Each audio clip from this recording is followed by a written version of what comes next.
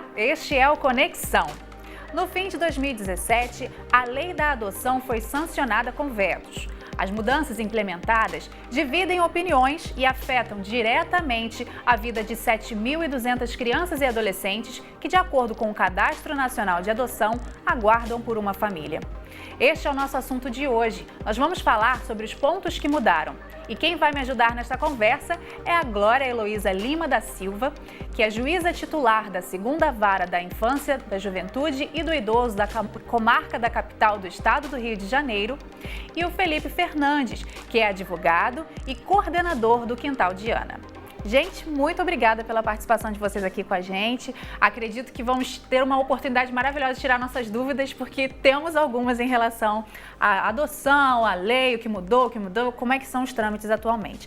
Eu gostaria de começar perguntando o seguinte, doutora, era necessário realmente fazer uma revisão na lei? Precisava? Sem dúvida. A sociedade ela se modifica com o tempo e a modificação da legislação ela é sempre possível, sempre necessária.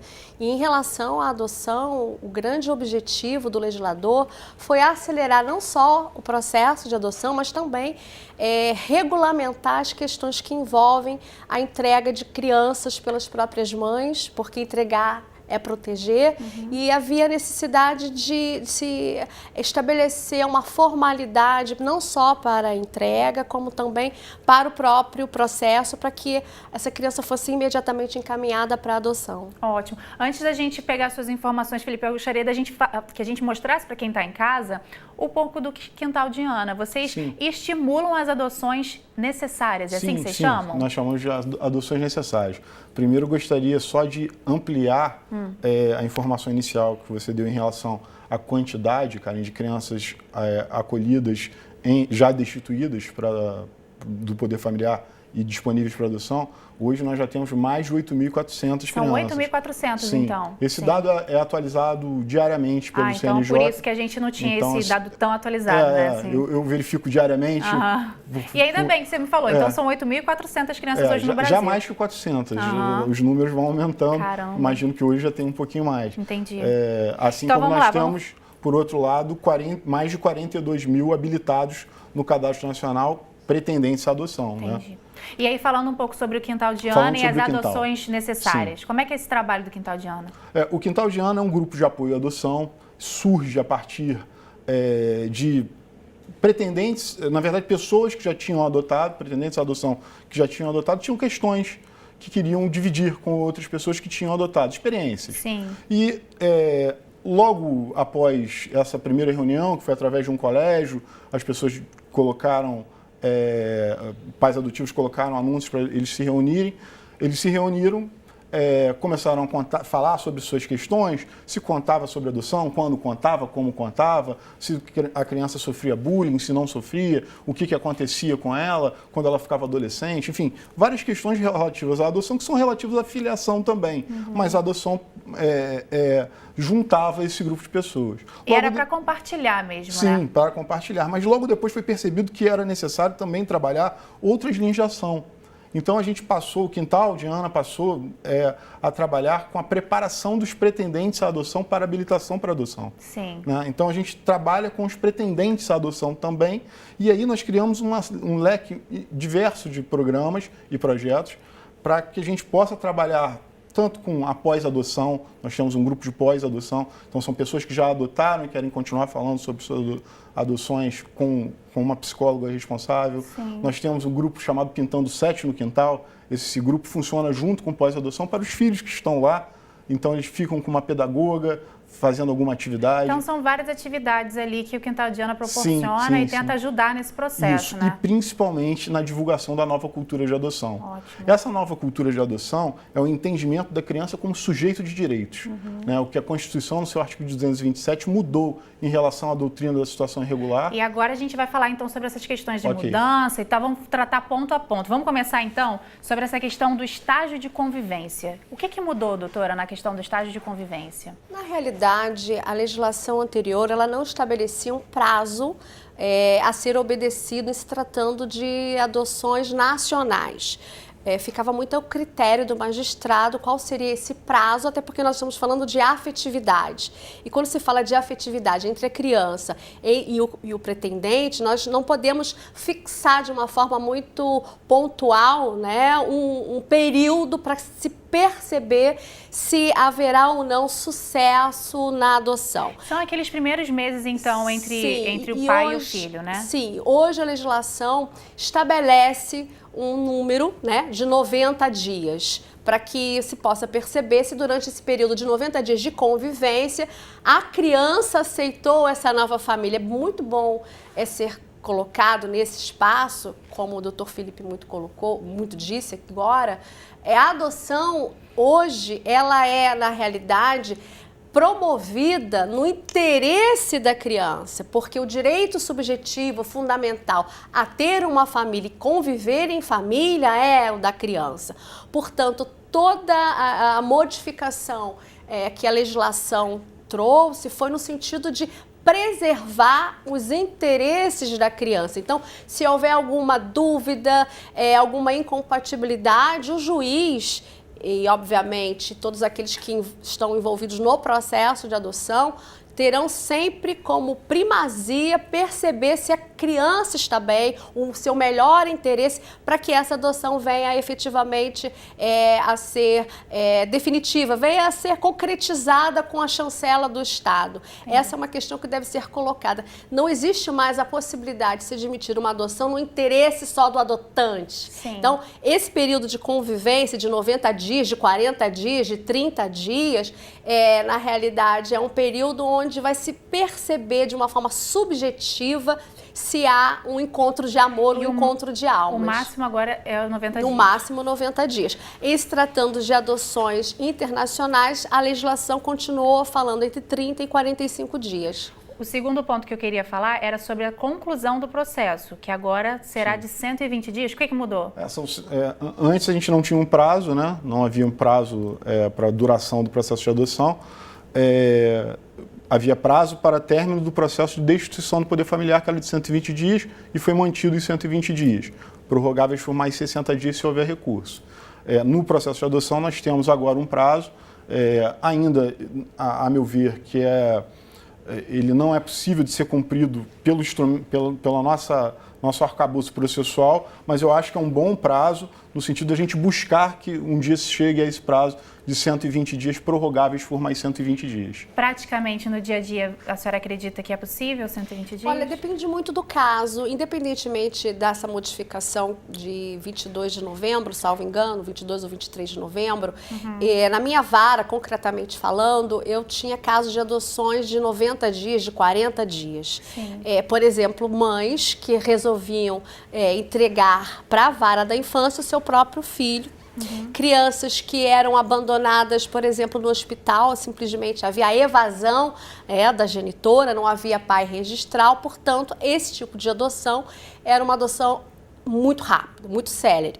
120 dias, me parece, como o Dr. Felipe bem colocou, em função de um arcabouço processual, recursos, situações do próprio processo, é um norte a ser seguido, examinado pelo magistrado. Mas, independentemente disso, todo e qualquer magistrado da infância e juventude, eu posso falar, sempre se preocupou muito com o prazo, porque nós sofremos quando um processo não é finalizado, porque nós sofremos juntamente com a criança, juntamente com aquela família que deseja a certidão de nascimento, porque filho, ele já é afetivamente, né? Ele só, muitas das vezes, necessita de uma segurança jurídica através de uma sentença judicial para relaxar, digamos assim. Então, os 120 dias, todos nós, juízes, vamos tentar cumprir, mas exceções com certeza podem acontecer em função não do judiciário, não é isso, em função do próprio processo,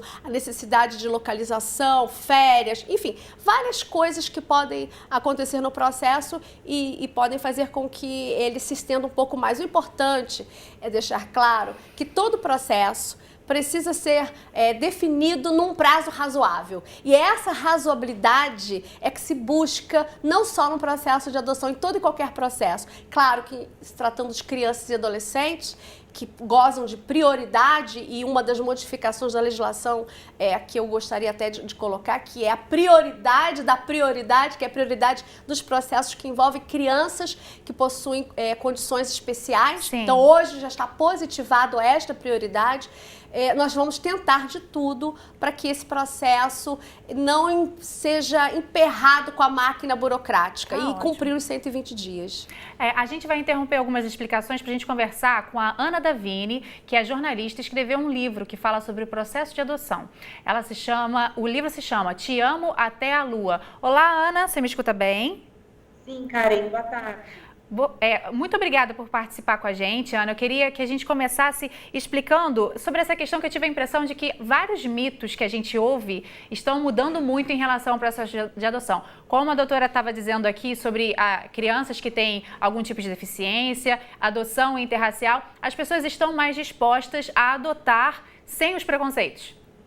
Muito mais dispostas. Aquele mito de que o brasileiro só quer adotar uma menina recém-nascida, branca, ele é falso. Hoje em dia, os próprios números do CNJ provam que isso não existe. Mais de 80% dos pretendentes à adoção, por exemplo, aceitam crianças pardas. Mais de 50% aceitam crianças negras. Então, assim, se você olhar friamente os números do Conselho Nacional de Justiça, você vai ver que todas as crianças até 8 anos, inclusive aquelas com problemas físicos ou mentais, poderiam ser facilmente adotadas se o cadastro nacional efetivamente fosse nacional. Nós temos, para você ter uma ideia, em relação à deficiência física, mais de 2.400 pretendentes aceitam essas crianças e só existem 265 disponíveis. Então, os números de pretendentes são infinitamente maiores. Então, o cadastro precisava ser um pouco melhor organizado, talvez? Sim, o Cadastro Nacional ele tem que ser nacional, hoje em dia ele não é.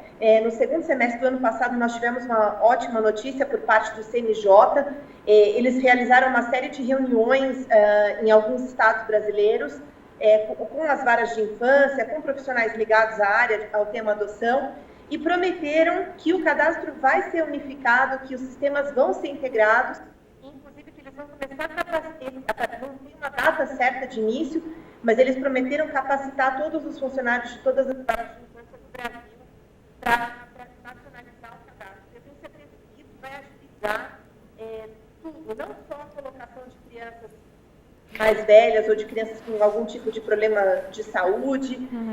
Isso já é uma prioridade, lógico, a lei agora deixa isso mais claro, mas existem pretendentes para essas crianças, eles só não foram ainda... Os dados ainda não foram cruzados. Encontrados, né? Ótima notícia essa que você está trazendo para a gente, Ana. Um outro ponto que você cita aí no seu livro, que a gente estava até conversando aqui fora do ar, que eu acho que gostaria de dar uma pincelada com você, é sobre os casos onde acontecem as devoluções. O que você percebeu? Como que fica a criança e a família nesses casos? As crianças que passam por uma devolução, elas já passaram por um primeiro abandono, né, dos pais biológicos, e daí depois elas passarem por um segundo abandono por parte dos pais adotivos é realmente um crime. É devastador para uma criança e hoje em dia vários juízes já estão sinalizando que as famílias adotivas que devolverem as crianças, elas têm que arcar com tratamento psicológico para essas crianças. Em alguns casos elas têm direito até à herança. Então, tudo isso já está sendo também visto positivamente, assim, eu digo assim, a justiça está tomando providências para que essas devoluções não aconteçam.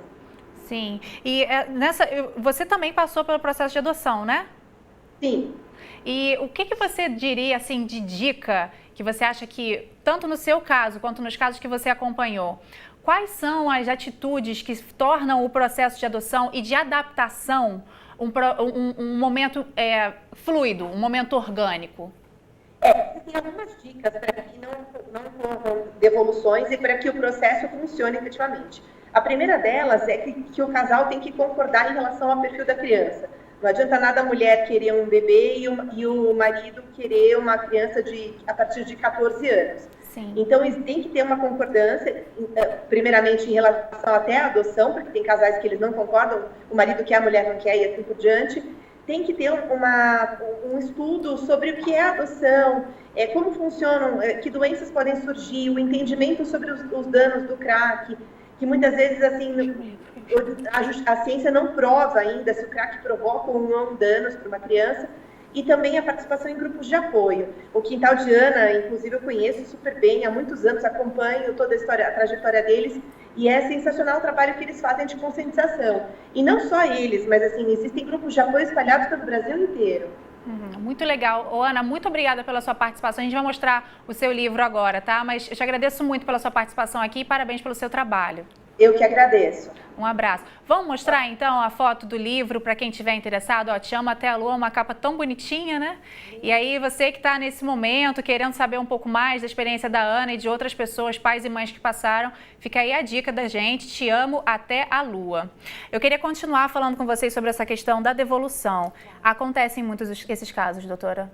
Veja bem, acontece, infelizmente, nós verificamos, pelo menos no ano de 2017, só na minha vara, cerca de 8 devoluções, e devoluções que ocorreram dentro do próprio perfil escolhido. E me parece que a legislação, ela realmente foi modificada, mas ela pecou, porque ela deixou de estabelecer, talvez assim, uma conscientização, uma reprimenda com relação a essa prática.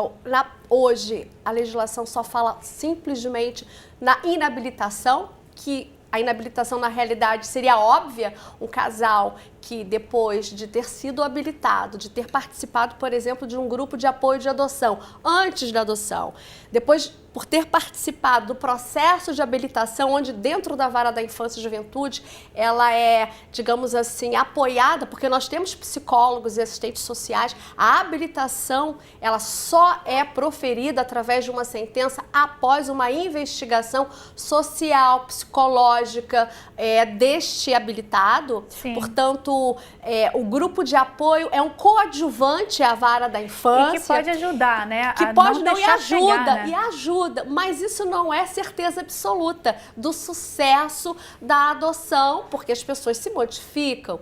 Então, veja, quando uma pessoa espera tanto por uma criança, passa por um grupo de apoio durante a adoção, durante o processo e até antes, e de repente desiste e profere, né, promove a devolução, me parece que a inabilitação do cadastro é muito pouco, porque as consequências psicológicas, psiquiátricas desta criança que experimentou uma nova devolução são danosas, são drásticas. Então, os juízes da infância se deparam com essa triste realidade e nós nos perguntamos qual seria o tipo de, digamos assim, responsabilização para que nós viéssemos a impedir, pelo menos diminuir esse tipo de procedimento. E hoje, obviamente, que aí não se trata só na esfera da adoção. Toda pessoa que pratica um ato ilícito, que causa um dano psicológico, emocional a alguém, ele deve reparar este dano. Nós falamos em indenizações por danos morais. Sim. Então, hoje existe uma grande possibilidade dentro da legislação vigente, fora da lei de adoção, que admite uma responsabilização por essa prática, porque eu sempre na vara digo, a adoção é um ato de amor, mas é um ato de responsabilidade também. A gente precisa seguir para os outros pontos, senão a gente não vai conseguir falar de todos eles. Eu queria falar sobre aquele ponto em relação às mães que querem deixar seus filhos para adoção. Sim. O que mudou em relação a isso? E tem um barulho ainda, né? Sim, total. O que acontece em relação a isso é que foi introduzido a questão do sigilo da entrega pela mãe ao judiciário. Afinal, como a doutora Glória falou, uma campanha do TJ junto com o Ministério Público, que entregar é proteger. Sim.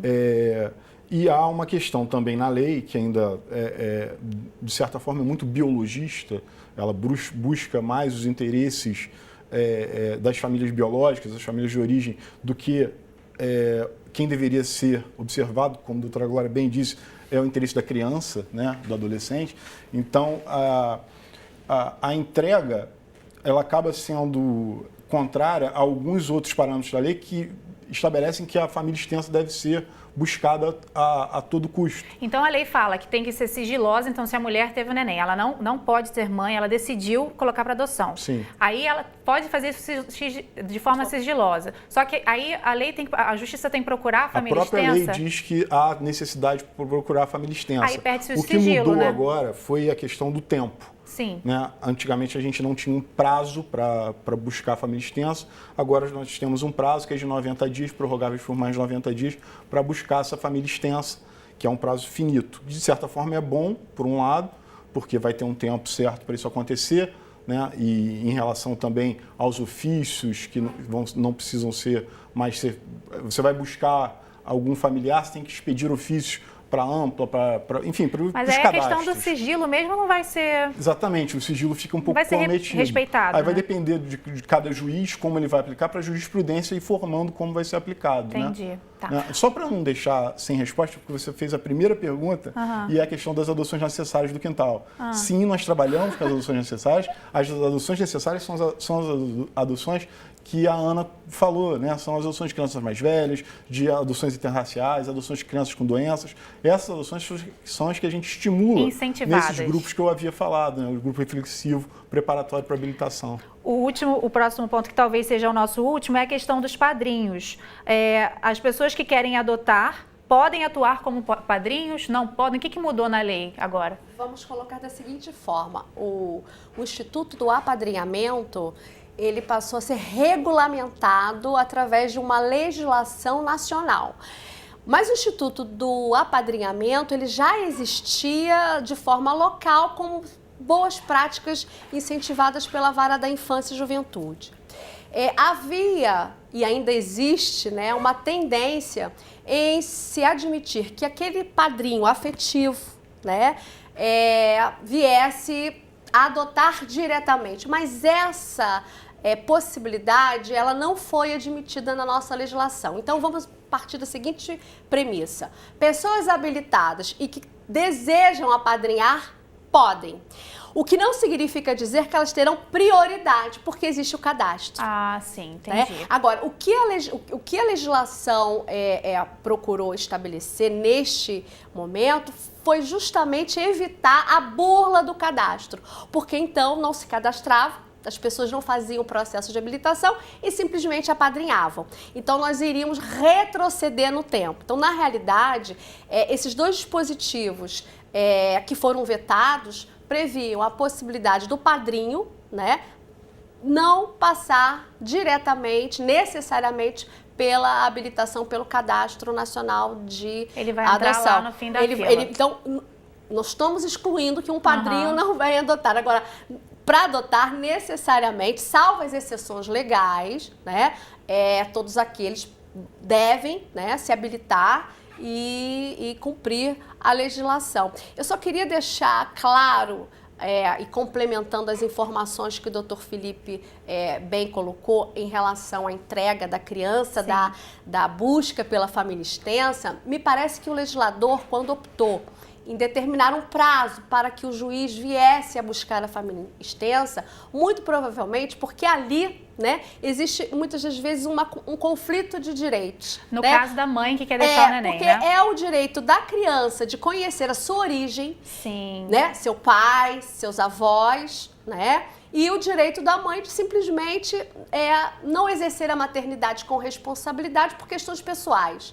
Então, nesse conflito de direitos da criança, se a legislação ela é criada em prol da criança, nós temos que ter um leque, uma abrangência e perceber, né, que ela tem esse direito e evitar até uma possível alienação parental. Entendi. Agora, o que o legislador estabeleceu com muita precisão, com muita propriedade, é que essa busca à família extensa não pode ser ad eterno, porque a criança não pode perder uma oportunidade para estar logo inserida no seio de uma família. E assim, é engraçado, a gente está chegando no final, a gente tem um minutinho para terminar. Eu queria agradecer a presença de vocês, principalmente porque eu acho que ficou bem claro que a lei está deixando a criança em primeiro lugar, né? Sim. Isso traz uma alegria pra gente, como sociedade. A gente vê tanta coisa ruim no Brasil, a gente critica o tempo todo, mas assim, nesse ponto é legal a gente ver que a lei está colocando a criança assim no topo. Muito obrigada pela participação de vocês aqui com a gente, iluminaram a gente, né? Trouxeram bastante informação.